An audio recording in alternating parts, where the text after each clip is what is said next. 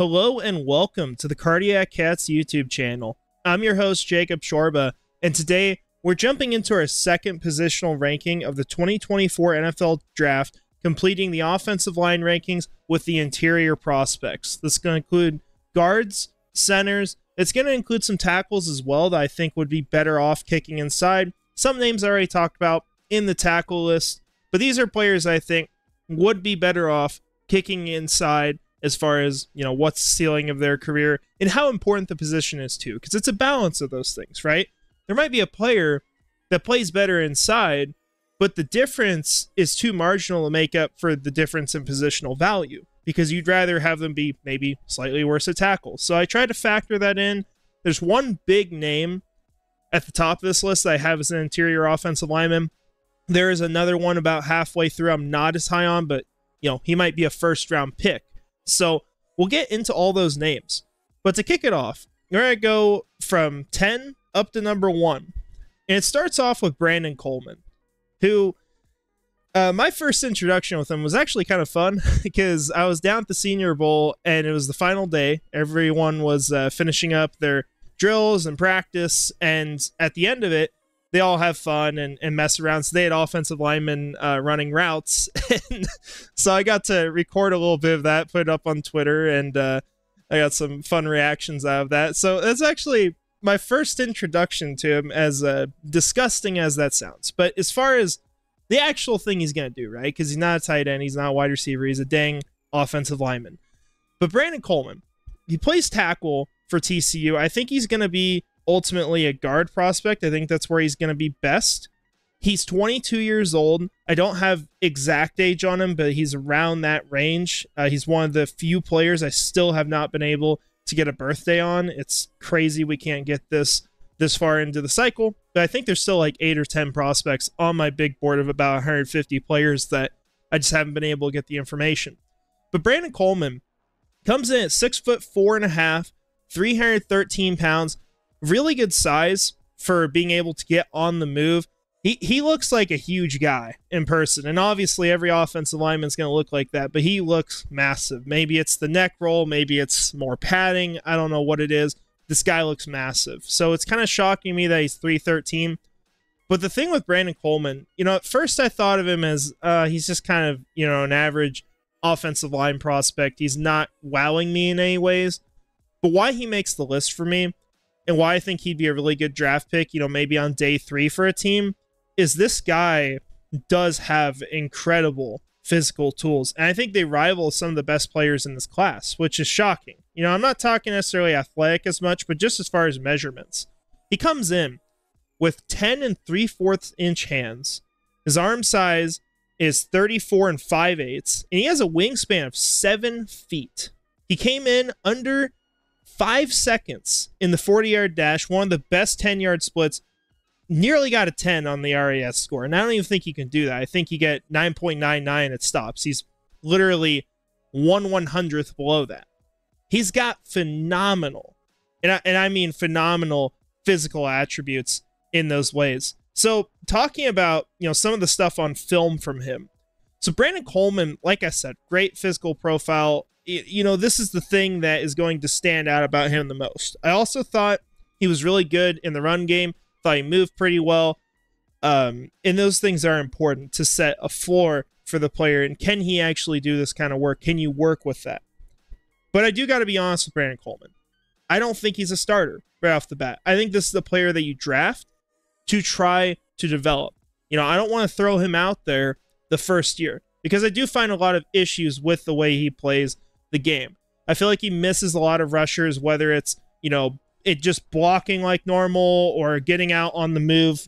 We obviously say he has the movement skills. He did really well in the 40-yard dash. He moves well on tape, but not always lining up the hits. So he's got to work on that a little bit. He searches for work. I feel like he just doesn't find it that often. It's the same kind of point. He has some penalty issues as well coming from this year. It's more of a minor thing, but it's something I noted.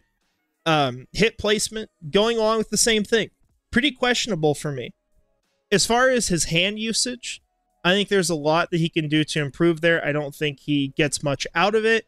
and he has big hands. You know, there's a lot he can work with. This is a guy that you draft to develop and say, my organization can take this player and elevate him to the next level, and you don't have limitations as much as other prospects, even, you know, first and second round guys. They're going to limit the ceiling for this guy. It's just a question of, can you get him there? And I feel like the final thing with him that I noted, he doesn't have much of an answer for counter moves. I don't feel like he's able to respond well. He's just, I think, has to work on the mental side of the game pretty clearly, because he has all the ability to make these things happen. He just has to put it into practice on the field. And so you don't want to start him first year. And I don't know if he will be a starter in the NFL at any point. You got to draft this guy on day 3 knowing that there's a chance he might not become anything for your organization, but it's a really nice high upside pick that I'd be fine making, you know, based on my ranking of 115th overall. I'd probably be good drafting him maybe beginning of the 5th round. And why I say that, despite 115th overall being a 4th round pick, is because generally your big board is going to fall where your top player is rated higher than your selection, right? And so if he's not rated that much higher, maybe I want to move around because I want to try to get a better bargain. I don't have one where I'm picking. Like if we're up at 17 and the top player on my board is 16th overall, I might try to trade back in the hopes that, you know, maybe I can move, I don't know, say 25th and get like the 19th or 20th overall player, and I get this pick in return. So Brandon Coleman, despite being 115th overall for me, I think this is the guy that I'd want to draft, you know, probably at the earliest in the 5th round of the 2024 NFL draft. Now our next guy, and one that I'll just be honest, I have not watched him as much as the other prospects here, but I still got to note him. Dominic Puny from Kansas, not Kansas State, but Kansas, the Jayhawks. He's an older prospect. He's also a tackle coming out of college. He's 24 years old already before the draft. But, you know, to me, like, I care about that a little bit, but if you're a good player, that's fine. And the thing with Dominic Puny that, you know, we're probably going to hit on really hard here is that while he's a tackle coming out of college, this is a guy that did really well playing center snaps at the Senior Bowl. There's obviously potential there. I think his size profile fits it as well. He's 6'5", 313 pounds, maybe a taller center, but still, you know, it can work. I think Luke Fortner, in fact, is like 6'6". So, you know, our current center is taller than Dominic Puny. And obviously, Mitch Morse takes over the job this year, but our former starter, we'll call him. He has arm length that it's not going to completely wow you, but it will do well for the center position, I'd say. I think at tackle, it's a little questionable, and this is why I think he probably moves inside. You also look at the 40-yard dash, one of the slower players, not explosive. He had, I think, the worst 10-yard split of all the prospects I have down here on the offensive line. So that includes tackles as well. So not a guy I want to have on the move a ton. Not sure he's a great fit for the Jaguars for that reason. I'd probably rank him maybe a little bit lower than what I have him on the right for the team fit. But Dominic Puny does have a lot to work with as a center prospect coming into the NFL. He's a player you're going to have to, obviously, get up to date, how to play that position. I don't think he has much, if any, experience playing inside like that. But there's a lot to work with. And you saw that he's got something already playing there just based off of how he did one-on-ones at the Senior Bowl. Yes, he's a strong player as well. I want to make it clear that while he may not be the fastest on the field, he makes up for it in power. And so you like that. He can dominate rushers at points. You can see that on film. And, you know, if you do need him to get on the move, he can make it happen. It's just not where I think he is the absolute best heading into the NFL. As far as my concerns, obviously we talk a little bit about the speed. You know, this is a team in Jacksonville that wants very athletic offensive linemen.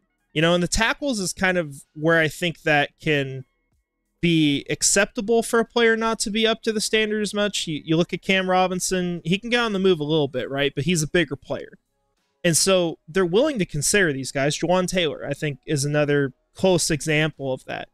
But for Dominic Puny, when he's on the move, I don't feel like he lines up blocks well, similar to Brandon Coleman. I feel like he sometimes lunges. He can miss guys, and so he needs refinement there, and that's something that isn't going to change a ton going from tackle to center. Maybe he goes on the move a little bit more, but he got on the move before at tackle, so this is something he'll be familiar with, and he still has problems with it right now as a 24-year-old prospect.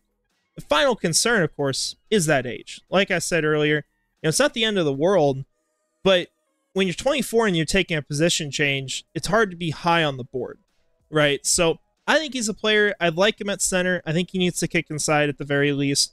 And, he'd probably be a good pick for a team, maybe in the middle to the late 4th round if you're not going to do a ton of movement. If you want a power guy, you want someone who can get lanes opened up on the interior as long as he can just work out his ability to actually line up hits and move guys. And he has, pretty good hand size, I think, to go along with that and control defenders, but I definitely want to see improvement in that regard. Now, getting to our next guy, number 8th overall prospect as far as interior offensive lineman, 19th overall prospect at the offensive line position, 87th overall of all my prospects, Cedric van Prin. A little bit of a wordful there, but Cedric van Prin, first introduction to him, it was pretty clear how I felt about him. He's a generally solid overall player, and before I would have said good, and that was before this last season. I'm not saying he was necessarily worse, but I just didn't feel like Cedric van Prin ever took the next step to stay as the top center in this class. And remind yourself as well that heading into this last year, Cedric van Prin was widely regarded as the best center prospect in this class. Maybe if people said Graham Barden was a center prospect, you could argue that, but it was Cedric van Prin. And you got a lot of players that came along that we're going to talk about later in this video. Name one, Jackson Powers-Johnson. Kind of came out of nowhere, but blew him out of the water because this player grew and became better, and we finally got to see him take the field more. He was good in 2022, played just as well in 2023, if not better, but obviously, that's Jackson Powers-Johnson. We're not going to talk about him as much right now. But Cedric van Prin never really took that next step. And then you look at, the measurables. It's not anything that wows me. It doesn't change the fact that I think he can be a solid starter or someone you can put in if you need to. 6'4" is fine. You got no problem with that. But he's 298 pounds. I don't think this is the guy that's going to dominate with power how you're going to want him to. He needs to put on some weight at the next level. He also does not have big hand size. Some of the smaller ones in this class, it's going to hurt him in run blocking. And then, as far as his arm length, I think out of every prospect I have at this position, just actually the whole offensive line, he is possibly the smallest of them all. And so you got questions about what's his power like. And then you got the 40-yard dash, which was, I'd say, uninspiring. It's not the end of the world, but not the greatest in the world. And so now it's like, how do I feel about him? I mean, I don't know if I believe he's going to take the next step at the next level. So if that's the case, it kind of limits the ceiling because you're not going to spend a day 2 pick on someone that you think is not going to get much better, if any better, than what he is right now. Now, going into film, and then one thing I do want to say about him, because there's a lot of negatives I've mentioned. This is someone, he has a lot of experience. Got 3 years starting, and he was a key leader for Georgia. He has a very good IQ when it comes to the game. You can watch interviews with him. This is a guy that I would feel good about being the centerpiece of an offensive line for those reasons. He did grade out well, too, throughout the entirety of his college career. He's been consistent. And so there's value in that because, I don't think the bust potential is necessarily there that much. We talk about the low ceiling. I think it's a high floor, too. I think you know what you're going to get. And there is some really good film with him at points. You can see him maul defenders despite being 298 pounds. This isn't another Luke Fortner. Because Luke Fortner, when he's on the field, you don't see him put guys in the dirt. Like, he's the guy who gets dominated most of the time. I feel like I just randomly throw out Luke Fortner into the fire every video, but we're talking about centers, so forgive me for that. Sorry, Luke. But I feel like for Cedric van Prin, you do see that mentality in his game, and so that's great because there is something there.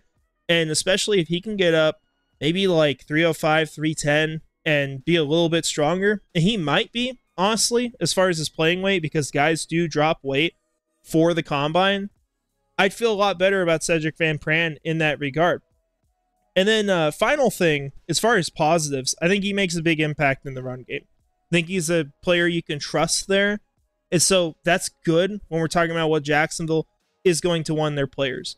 Now, as far as concerns, and we've talked about a little bit of it already, this is a guy that I don't think his movement skill is the greatest in the world. And then you also have the strength being somewhat questionable at times because he's 298 pounds. So the two, very much overarching aspects, so basically your power and your speed, he's lacking in both of them, arguably. And it's not always like that on film, but in general, I would say that.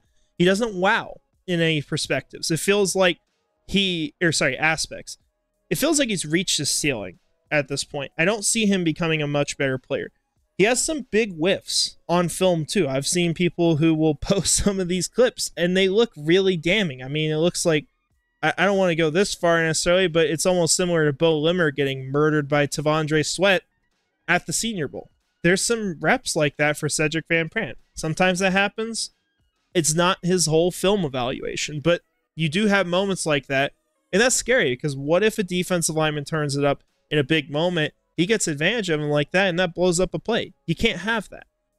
I also think, as far as talking about guys who are looking for work, I didn't find that with Cedric van Prin much. Didn't feel like he moved out to support guards. He kind of just stood there a lot of plays. So I don't like that aspect of him as well. And then finally, he has a bit of a knack for penalties. So overall, I think you know what you're getting as Cedric van Prin, but he's not a player that I'd want to go invest in long-term for my team. I look at him as more of, maybe he falls down the board and you can snag him early day 3 and you have a really good backup. And if you need to, he can start. You look at, maybe if a team brought in, Mitch Morse is an example. You could also talk about Connor Williams. Really good centers. I think Connor's much better, but guys who have a little bit, of an injury concern coming off last year. You want to get a center like Cedric van Prin that you can generally trust that can come in and start if necessary. But he's not the guy I want on the field all the time. So that's where I like Cedric van Prin. Anything more, I have questions about at this point. I think he's got to do a lot to earn that and change the perspective. Now our next guy, Zack Zenner. One of my most drafted players, I would say, in this class. When I load up the mock draft sim, he's basically on probably 80% of them for me, because where his value is to a lot of people and where I have him lined up, very different places right now. I think Zack Zenner is a really good offensive lineman. He comes in at 23 years old on draft day, or he might turn 23 a couple days later. I round these by tenths, so it's possible that it might be right after the draft, but he's going to be 23 very soon, is the point. He's 6'6". He's got a lot of height. He's got decent weight on him. It says 309 here. I do want to note, like I said about Cedric van Prin, though, these guys kick off some weight for the combine. I think Zack Zenner played a little bit bigger than that. Now, as far as the other measurables, not the greatest in the world. His hand size is not 9.5 inches. It's just under. He's got good arm length, I would say, for guard. Something I can trust there. I'm fine with that. And the wingspan's okay. So, Zack Zenner, as far as the measurables, I think it's fine. I don't think it's otherworldly, but I think it's something that you can feel okay about at the next level. Now, as far as how he's played, I feel like every year this player has gotten better, just a little bit each year. He's tall, he's got the large arms, like we said. I think for guard, you can say that. Even if against tackle, he's not going to line up as well. But still, on the inside, that's fine. He's good in run blocking. I feel like he consistently pushes the line forward. He rarely gets overpowered. Now, there are plays where he does. We'll probably talk about that in a second. But he generally is the guy who's doing that to other people. So I very much like that. feel like he's good at sealing lanes for rushers, getting into the right position. He was used a lot as the lead blocker on pulls. Now, talking about what Jacksonville wants, that's it to me. Like, I think about guys who can get out on the move and do it well because they like to do all that fancy stuff. They like their offensive linemen to be athletic. Like I said before, Zach Zenner fits the profile for me on that. Now, as far as concerns, he has some lapses in leverage, like we talked about. He's rarely overpowered, but when he is, it can be pretty bad. And so he can get taken down. He can get pancaked. That will happen to him on occasion. I feel like he needs to lower his stance as well. He plays really upright when he's on the field. He lets defenders get under him. It's a really bad combination to play upright and be 6'6" at the guard position. So that's something he's got to work on. He's got to get lower in his stances. I feel like he could also add a little bit more power to his punches. I think that's fair to note. He's generally, I think, about average as far as weight goes. When he puts his playing weight back on, he can do a little bit more, though. Now, finally, last thing, he did suffer a very brutal injury in 2023. Don't remember the name of the injury. I know he went down the field. It was pretty bad. It was a cool scene because, obviously not because he got injured, but, seeing the Michigan fans chanting his name going off the field. This is a guy that is valued to his team, valued to the locker room. He has a presence there. And I have to note that because I think that's really important to have those kinds of players on your team. Now, the good news, though, as far as the injury, is that from what we've heard, there's no structural damage. He's going to make a full recovery. And so I think he's going to be ready to go early in the season, if not before. It's just going to be, a bit of a road to get there. But I think by the time things kick off, Zack Zenner is going to be ready to play football for a team. Now, as far as what I trust him to do, I think he can be a solid starter in the NFL. I don't know if he's that right off the bat. And so I want to be cautious about how quickly do I put this guy on the field? Do I want to baptize him in fire the second that he's recovered from his injury? I'm not sure that's best. And so, does it make sense for Jacksonville to pick him? Hell yeah, because they got Brandon Scherff, they got Ezra Cleveland. Scherff's going to be gone after this year realistically. You got a whole year where Zack Zenner can be that backup. He can come in for the snaps where Scherff gets hurt because it's going to happen realistically. And Zenner can learn from a really good player. And I'm talking about his whole career, right? Because Brandon Scherff, well, he's not the same guy he was maybe 3 years ago. This is someone who I think, made the Pro Bowl 5 times before he came to Jacksonville.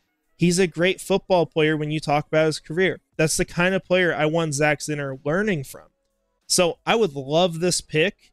I think 96, maybe a tad rich. I could live with it there, though. I'd be okay with it. And obviously my draft expectations, what I would do, very different things. What I expect of the team is different than what I expect of myself because my big board is going to be way different from what the team has. So I'd be fine with Zack Zenner at 96, even if there's probably some players that I'd have ranked higher.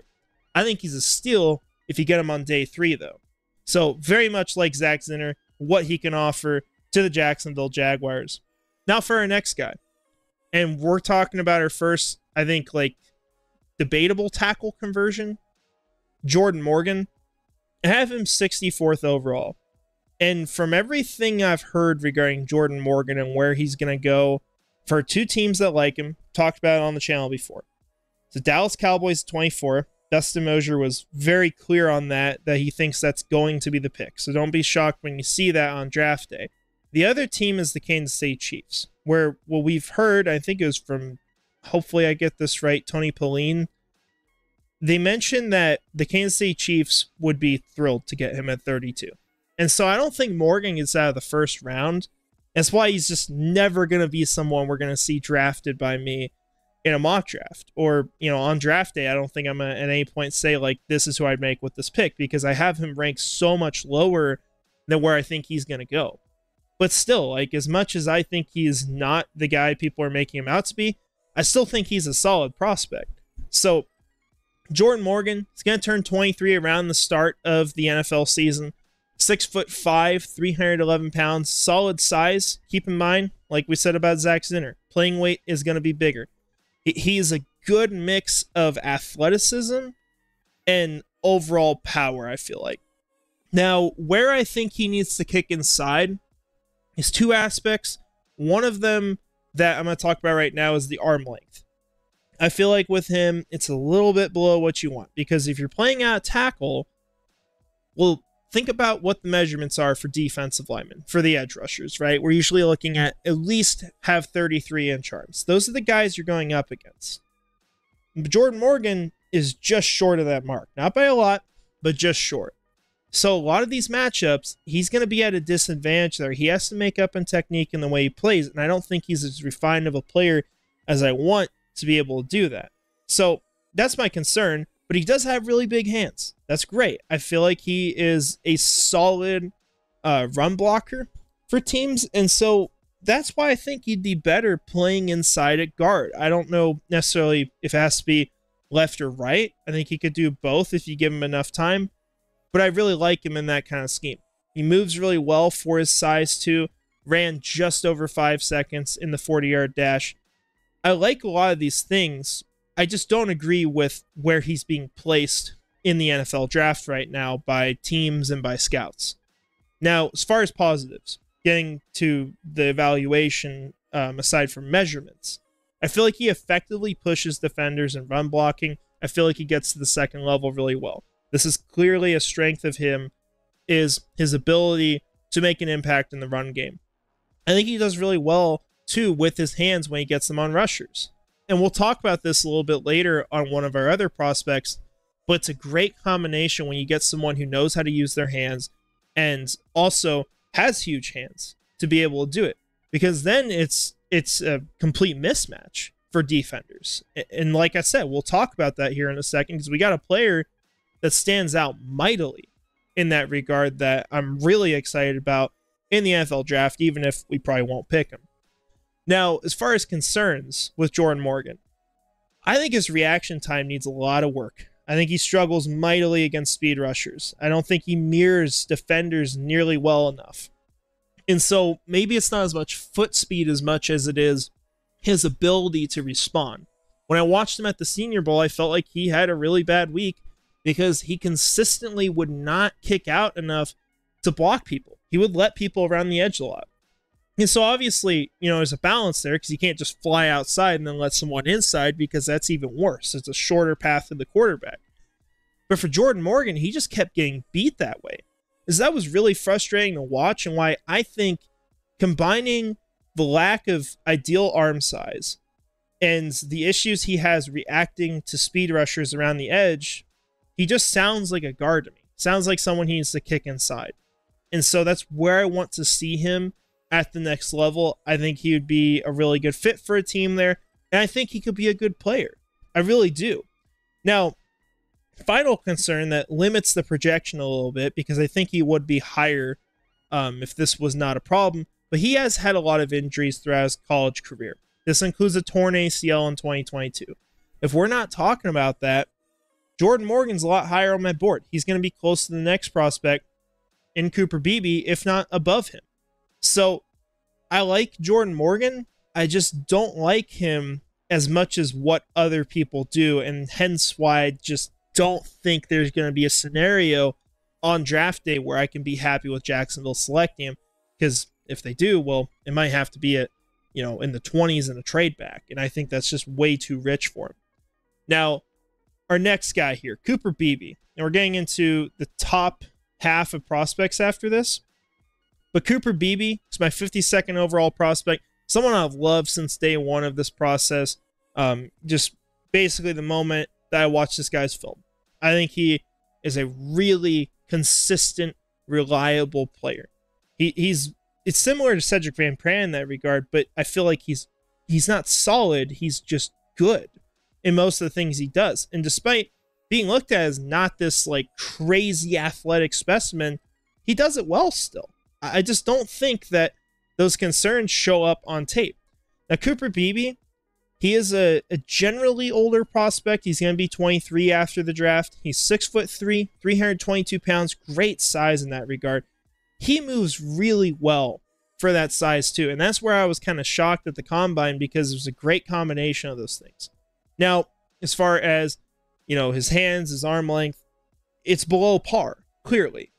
but it's not as much of a concern for me when he's shown consistently on film and throughout his grades throughout the years that he is good as a run blocker, he's good as a pass blocker, he's a refined player who knows how to deal with defenders.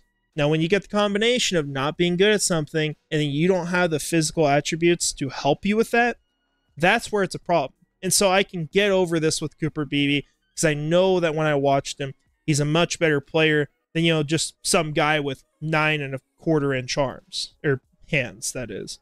Now, getting into positives and concerns for him.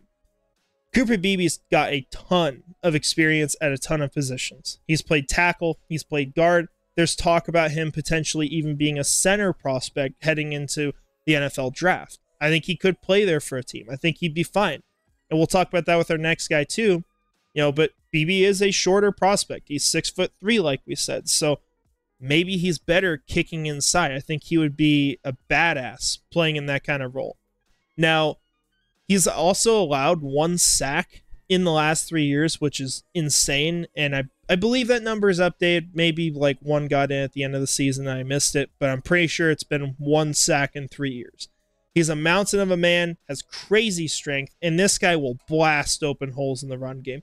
I love some of the film on him when they get him out on the move and he gets lined up against anyone who's not a defensive lineman, and he will send that man in the kingdom come.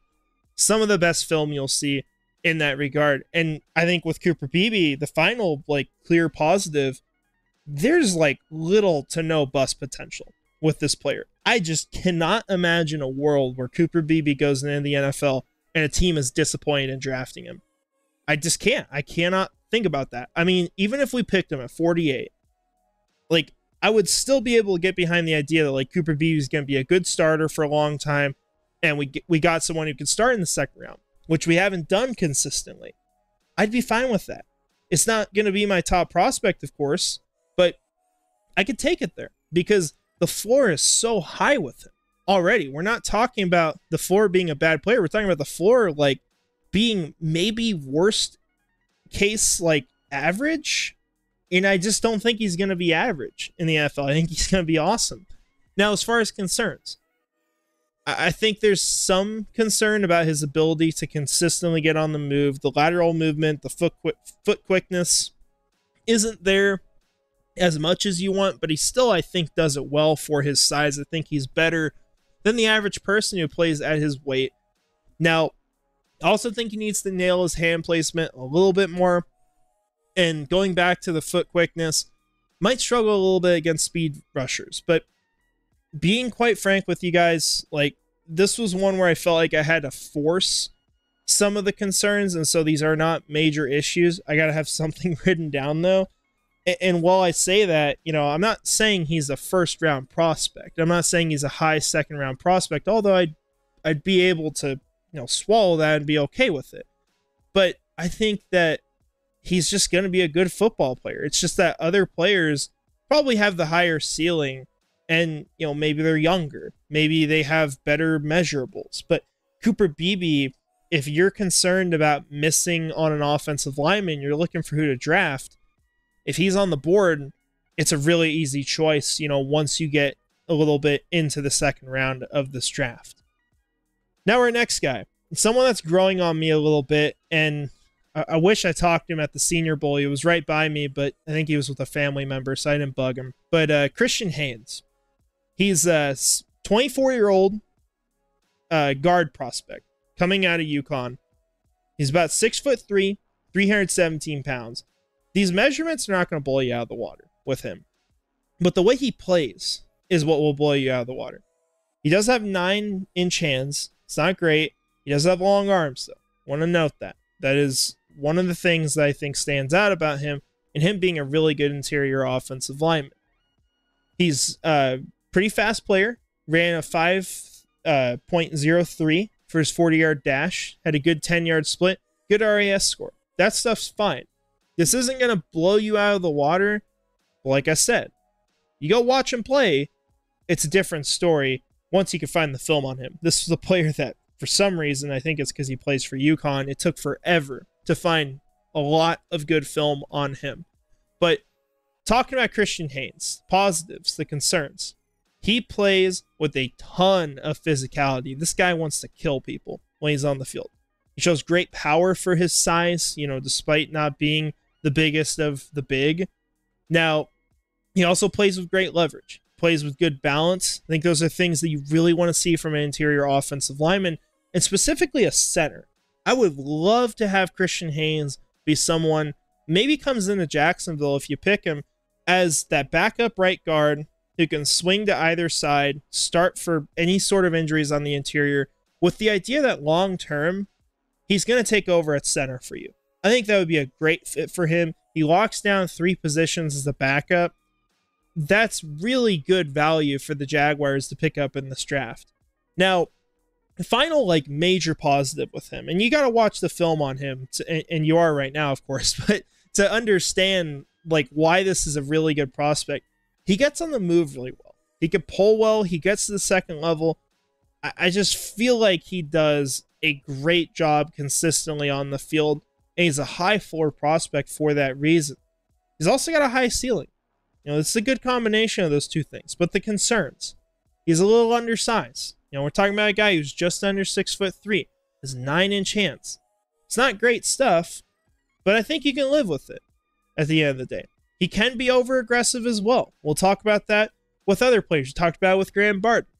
That's fine to have, though. I like it when players are aggressive because they can eventually find the balance, if they're smart enough, of how much aggressiveness can I bring to the table. Talking about a completely different position, safety Andre Sisco came into Jacksonville as a ball hawk, as a guy maybe let up some of those big plays a little bit too much. Over time, he was able to tone his aggression. He makes the big plays, but he's not just getting killed all the time on the field.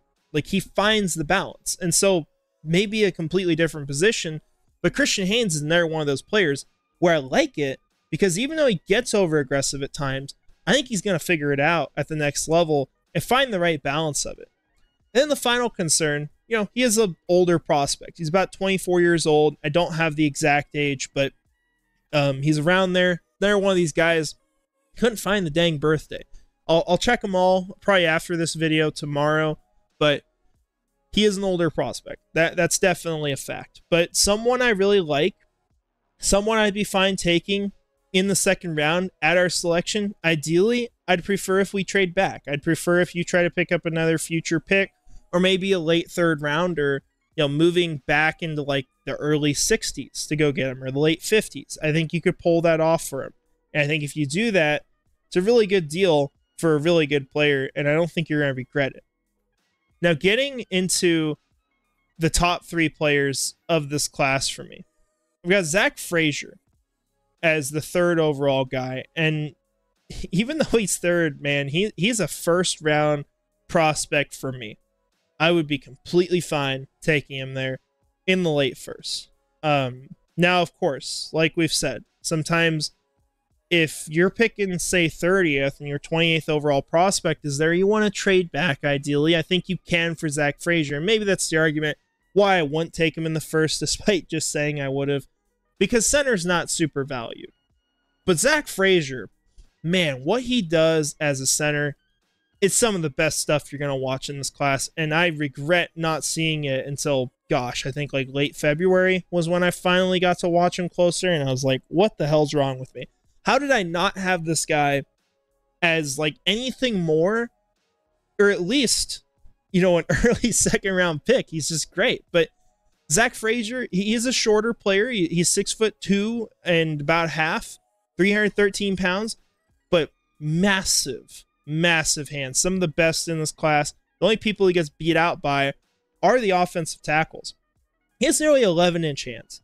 His arm length, I think it's good enough for center. It's not a positive necessarily, but it gets the job done there.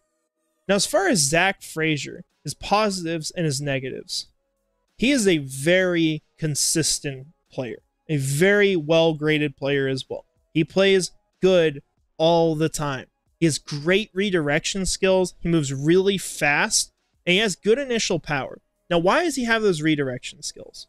Because he does 2 things very well. He knows how to play the run game, and he has huge hands. And so when this guy gets a hold of you, and you're trying to rush him, he will tell you where to go. And I've seen on film, and you might see it in some of this now, where he will literally push defenders into each other to effectively block two people at once. You talk about what we want on this team, that's what you want. Because that changes the center position from what was last year a massive detriment to being a potentially huge positive. Now, you got Mitch Morse, and that's where this gets confusing for me, because I really like Zack Frasier, but I have the question of, does he start the second year, or is this a third year guy? Because I don't think he's kicking out to guard, so he has to start center. Mitch Morse is our center. Mitch Morse also is part of that second year guaranteed. So that's where it kind of hurts, where like Zack Frasier, he might be the best player on the board at 48 if he falls there. We'll see, of course. He is a player I have ranked higher than maybe where he's seen by most people. But it's debatable then, because you could maybe go another position and get a guy who can start right off the bat and is going to have more of an impact long-term for the team. And then when you're missing like 2 years of starting, if Mitch Morse sticks around that long, which he probably will, you know, is it worth it? You know, maybe get a player who's slightly better, but you don't have him 2 years on the field. So that's the concern that I have for Zack Frasier as far as us drafting him. But talking about the air positives, constantly looking for work. He is also constantly working. He finishes his blocks. He's a great center of gravity. This is one of the best leverage players in the game coming out in this class. Super effective in the run game. Tons of positives with the way he approaches things. Now, negatives, below average height, like we said. Sometimes he'll get driven back a little bit. I think he could add a little bit more strength. If he's coming in at 320, 325 pounds, mark him down as a good starter at center right off the bat. I think he's going to be that. Great player. I would not have a problem watching a team draft him in the first round. Of course, with center position and its value, I would prefer that Jacksonville ends up getting him, you know, maybe early second if they pick him up. Maybe he falls there to 48. I doubt he does. I don't think he should. There's a chance of it, though. I think he's just going to go probably early 40s, late 30s realistically. Now, getting to a fan favorite or a former fan favorite, it's debatable to me right now. Jackson Powers-Johnson, 23rd overall prospect. He went much higher than this for me at a point, but he didn't fall because he did anything wrong. He just fell because he's a center prospect. What is the ceiling for how high the value can get? And so that's really what determines it, because if we take out positional value and we say, who are the best players in this class? I don't know if I could argue with anyone who says Jackson Powers-Johnson's top 5 in that world. Now, am I going to draft him 5th overall? No, because positional value is a factor. But there's just so many things I love about Jackson Powers-Johnson, and we're going to talk about him, but we're going to first get into the measurements. He's 21 years old, heading out of this class, 6'3.5", 328 pounds. He is a huge, huge center. And that's what shocked me the most going to the Senior Bowl, because I thought this guy's like, you know, maybe 315, 320. I think he was 335 at the Senior Bowl. Kicked off a little bit of weight, of course, going out to the combine, try to compete there. Now, hand size, pretty good, nearly 10 inches. His arm length, obviously, not the greatest in the world, but for center, it's completely fine. It's not a problem there. Now, getting into positives and negatives, I think the first thing I got to lead this with, I think it's the most important. Watching him at the Senior Bowl, he is very unique in his ability to handle every kind of rush thrown at him. He went up against a lot of different pass rushers, you know, interior players, even playing a little bit against guys who play more to the edge, because Jackson Powers-Johnson, he took guard snaps in 2022. He played half the year there. He also took him at the Senior Bowl. He handled every kind of pass rusher, I would almost say with ease. There was a couple where he got caught off guard at first, but this guy can recover. If he loses initially, it's not over. I mean, he's going to fight people to the death, and he's probably going to take them down with him without, you know, getting the holding penalty, hopefully. But man, I just loved what he did against all these pass rushers. He could handle power guys. He could overpower them. There were guys with that quickness like Michael Hall Jr., one of my favorite prospects in this class, that, he's got that crazy burst off the line, and Michael Hall Jr., started to get a little bit past him. Jackson Powers Johnson, despite being 335 pounds at the Senior Bowl, which is like 40 to 45 pounds heavier than what Michael Hall Jr. would have been, he's able to get out in front of him and leverage, which is crazy. That he could handle everyone. And he's doing this with very little experience as a young player who's going to get better. I just don't see a world where the team that picks him says, well, damn, we really missed on that one. We got a bad player out of this. The only way you're saying you missed is if there's another player at a different position that's more valuable that was a huge hit. And that's possible. What if A.D. Mitchell is and the team picks Jackson Powers Johnson over him? Well, yeah, wide receiver is more important. Jackson Powers Johnson, I think, is going to be a much better center than A.D. Mitchell as a receiver. Not that either's even going to be remotely bad. They're not. But Jackson Powers Johnson, it's just the positional value that puts him at, I think, like 23rd overall for me. Now, getting into the other things with him, I feel like he's a really good build for a scheme that involves pulls and constant movement, despite being, about 330 pounds. He allowed 0 sacks, 0 hits, 1 hurry/pressure in 2023. Let that soak in. 1 hurry/pressure. That's the only thing he allowed. He's as locked down as it gets. Like, you don't get better than that. I don't know if I've ever seen a player who's had 0-0-0 there, unless they, took 10 snaps. He gets out to the second level consistently. He makes the big blocks. He seals lanes. He has incredible movement skills despite his size. It's among the best in the class. He does well anchoring. He bodies defenders. He looks to put people on the ground. He has that Graham Barden mentality to his game. Now, as far as concerns, we talked about height. It's a little bit of a detriment. Not the end of the world, though. I'm not that worried about it. He's got very limited experience.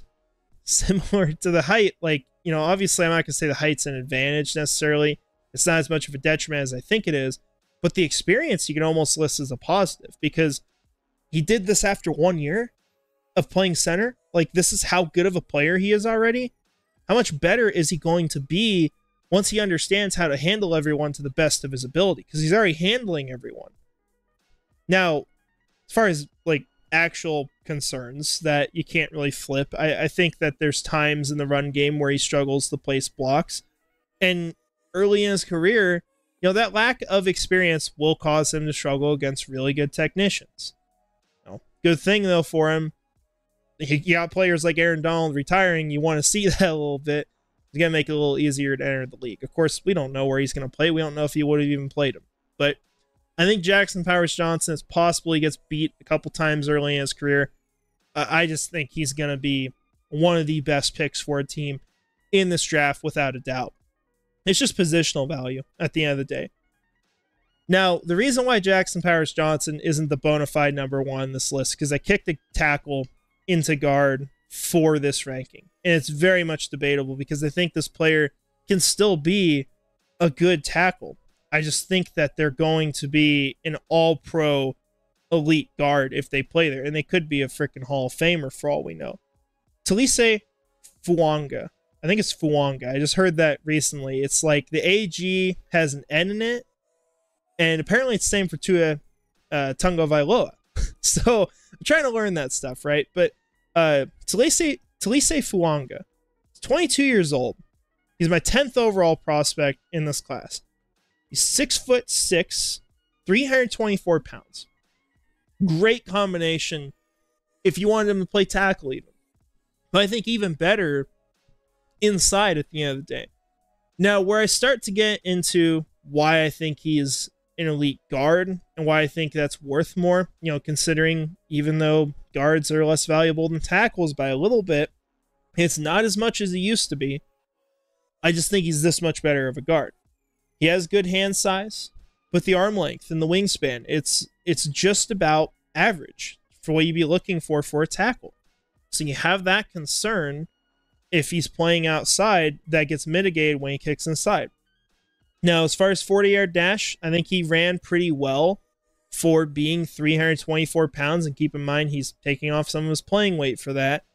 Had a good 10-yard split, solid one. good RES score. But getting into like some of the other reasons why I think this is going to be a guard prospect for me at the end of the day, ideally, and not that he can't play tackle. I have to make that clear. He can. I just think he's so much better playing inside. Now, he has a great build for the guard position, I think. I think your issues playing tackle get mitigated. I think a lot of the time he can mirror defenders pretty well, but he does have some issues where he will not be able to block speed rushers around the edge. He might fail to respond quickly. And so that's really like when I watched him at the Senior Bowl, the sole issue that I had with him was watching him get beat around the edge. And so you combine not kicking out fast enough with not having the greatest arm length. It's okay. That's a problem at tackle.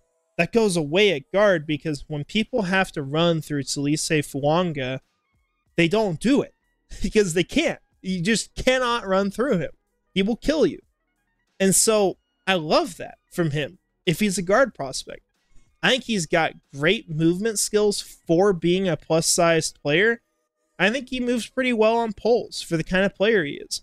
Now, one thing that stood out to me specifically, I didn't really talk about this in depth for a lot of players, but you go to PFF grades for Talisé Fuanga. There is one grade in his entire career, and this was as of October, so maybe it changed. He had one grade below 60. Entire college career.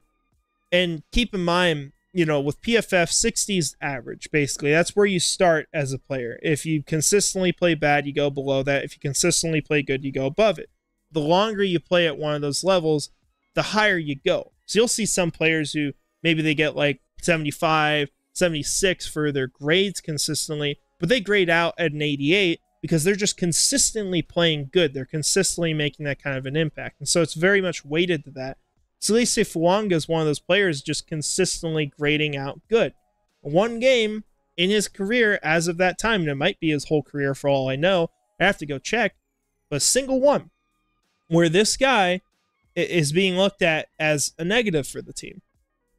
Now, as far as other things, I think he uses his hands well. I think he gets good leverage with players when he can get his hands on them. And like I said before, these key concerns with him, I think every single one of them gets addressed moving at guard because now you got a player who can move well and you're going to have to run through him. And he's going to stonewall you when you do that. So just a great player. Now, as far as concerns, bit of a knack for penalties in 2023. Occasionally, and I mean occasionally, there's some whiffs in there. It happens. Talk about with Zach Zenner, it's not even that bad, right? I don't think he responds super well to pass rush moves right now. He needs to anticipate it a little bit better. And that's the lack of experience at other positions. He's not played any guard. He's not played any center. He's never played on the left side. So if you're drafting him, if you want him starting right off the bat at a high level, it's probably a tackle. But I'm willing to put him at guard and have him learn there. Now, how does this work for Jacksonville? And I want to talk about this specifically with Fuanga because there is a legitimate chance that he is the draft pick on draft day for the Jaguars, especially with how they've set things up so far. So with Fuanga, I think the first year he's playing right tackle. I think it's hard to see that not happening because whatever team picks him is going to give him a chance there, even if I think he's going to be better at guard. You also have the contract situations because Brandon Scherf now has his final year guaranteed pretty much fully. I think it's almost all signing bonus as well. So you can't get rid of that contract now. There'd be no point to it. It'd just be basically saying, hey, Brandon Scherf, we're just not even going to have you do anything to earn your contract this year. You can just go. There's no point to that. Ezra Cleveland is locked up as well. You got Mitch Morse playing inside. And Anton Harrison's your one tackle that is guaranteed, though, for this entire year. I have to note that because Cam Robinson, as much as he's got a big contract number, that's not guaranteed right now. There is no world where he is, no matter what, not an option to move on from because there's no contract renegotiation or anything.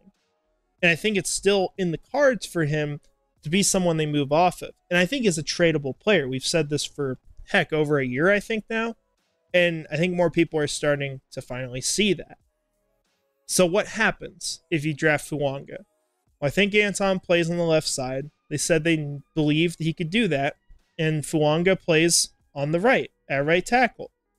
And he gets a shot there this year. And at the end of the year, if they have concerns about him playing there, well, all of a sudden now, Brandon Scherff's contract is up. He's hitting the market, or he's retiring. You're not re-signing him. Maybe Fuanga kicks inside a right guard, and you're just looking for a tackle. And maybe if you don't get that tackle, well, maybe you got a guard, and Fuanga still plays right tackle. But I think that's the logical progression if he gets drafted by Jacksonville. And like I said, I think the reason why we have to talk about this is because it's a possibility. We have heard a lot about the Jaguars working with him in various drills, like pro days, or watching him at the combine, or whatever it is. There are a ton of links right now to Fuanga. I don't think it's going to be the pick. I think it's going to be a different direction, just because I think they're going to end up probably going on the, I would guess right now, cornerback or receiver. Realistically, it could be other positions, right? But that's where I think it's going to be. With that being the world, I don't think Fuanga will be the pick, but I think if it's an offensive lineman, it's him or Fashanu, most likely for Jacksonville. And it just depends on, does one of these players fall? And I think one of them does. So I really like him. I think he's a great player. He's a great person as well off the field. It's not the most important thing, right? But it is an important thing. And he's going to be someone who comes in, who's going to be a reliable, good starter, whether it's at tackle or guard.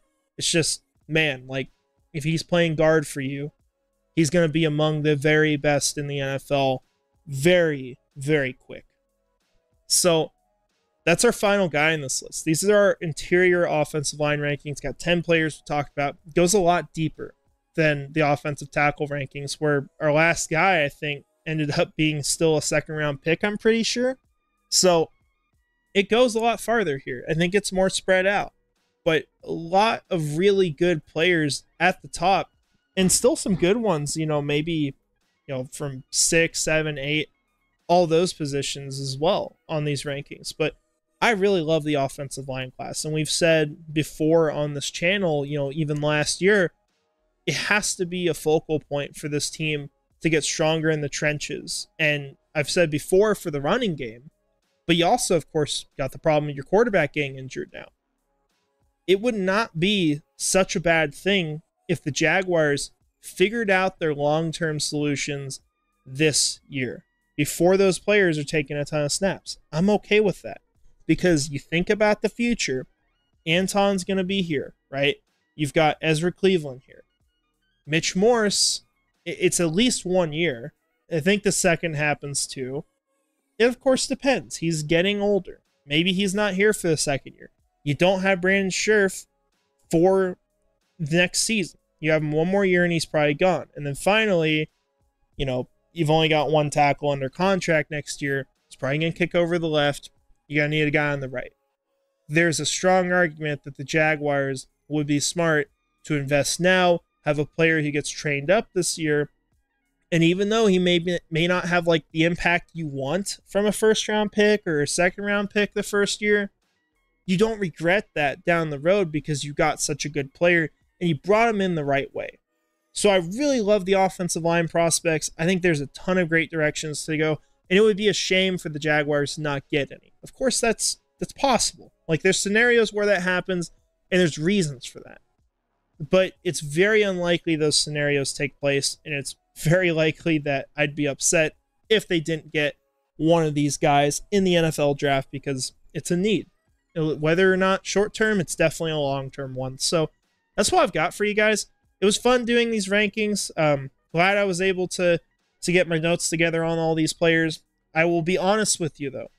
Rankings change. My tackle rankings have already flipped a little bit from the last video. I know I put that out like a week ago, but I already have like Olu Fashanu back up at 2, rewatching some of the film. These things are subject to change, but it at least gives you an idea of what I think about the players and what they're going to be. And it's just a question of like, how do you value that? How do you match up ceilings and floors? And, what do I think he's actually going to be? Is it worth it to take the risk? And so that's where the debate comes in. It's an ever-changing, ever-evolving process, but I hope I'm able to give you guys some ideas on what to expect from each of these players and who's going to be a good fit for the Jacksonville Jaguars. So thank you all for watching. I appreciate you being here, supporting this channel. It's been a great offseason. I'm really excited for the draft. I just can't wait for it to get here.